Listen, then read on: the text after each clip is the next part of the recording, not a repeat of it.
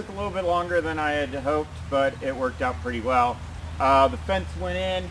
You can check out, you'll notice that about halfway through actually putting up the green plastic fencing, the video cut out. I'm not sure why, but it did. So,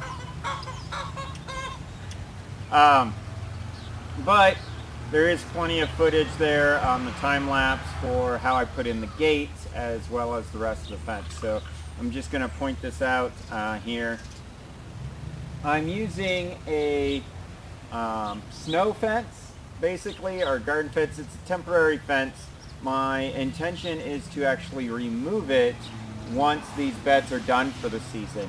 Let the chickens back in that area and do what they do best. The cultivation, the weed control, the fertilization, and things of that nature, what chickens do. You can check out our video on the 6 essentials that chickens provide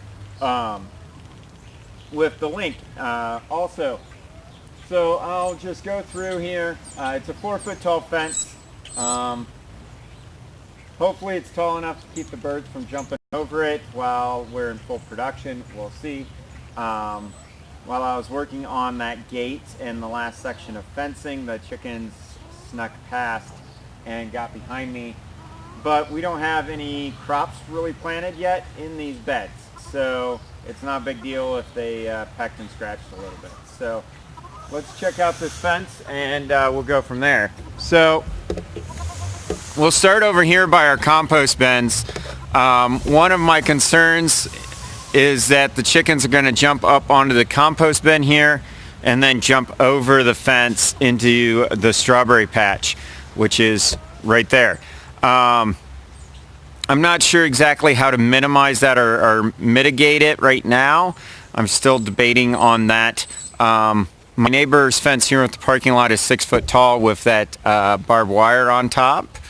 So I might do something like a triangle piece or just do a small section that's taller here. We'll see what they do. The chickens haven't been jumping over their fence, so only time will tell whether or not they figure this one out. But I do have them simply put on these posts with zip ties like that. It was pretty windy yesterday. The zip ties seem to hold up pretty well. If it doesn't, then I'll do some repairs. But as you can see, there's our beds. There's our garlic in the background. We're expecting it mid to late June for a harvest date on that. The fence itself is 49 inches long, but the posts only stick out of the ground 47 inches. So if you see it's kind of looped over, that's why there's a little 2-inch section there. The big thing is, the thing I'm most happy about is this gate. It turned out pretty well. So we'll set this up here and I can show you some of the features on it. Lower this a little bit here.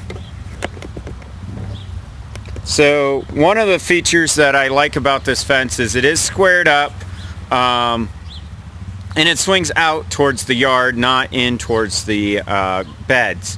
We're planning on putting in a garden shed right over there to house some basic equipment, shovels, rakes, tiller, that kind of thing.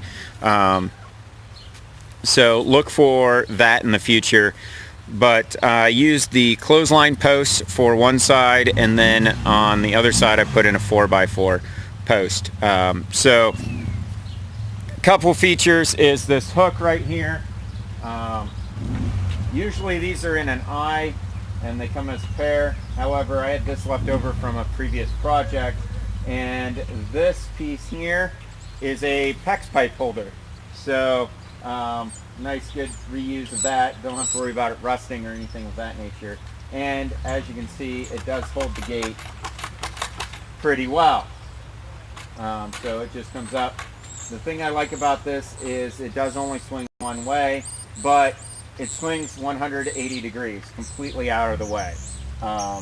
So I can fit my wheelbarrow through here. It's 4 foot wide. Any totes, plenty of room to come in and out of. Definitely looking forward to using that. aspect of it. And same thing with the fence. It's this plastic snow fencing, and it's typically found in orange. I found it in green. I kind of like the green better than the orange. So, and we'll see how well this holds up. So, with that,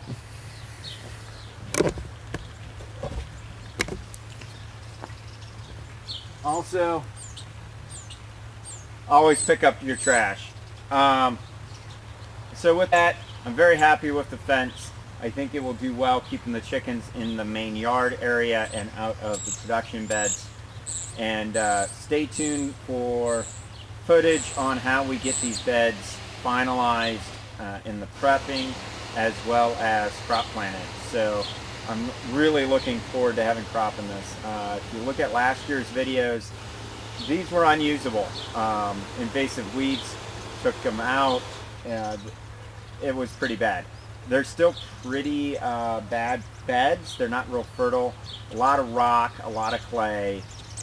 So I'm planning on putting in some organic matter into the worst of them, which is towards that garlic.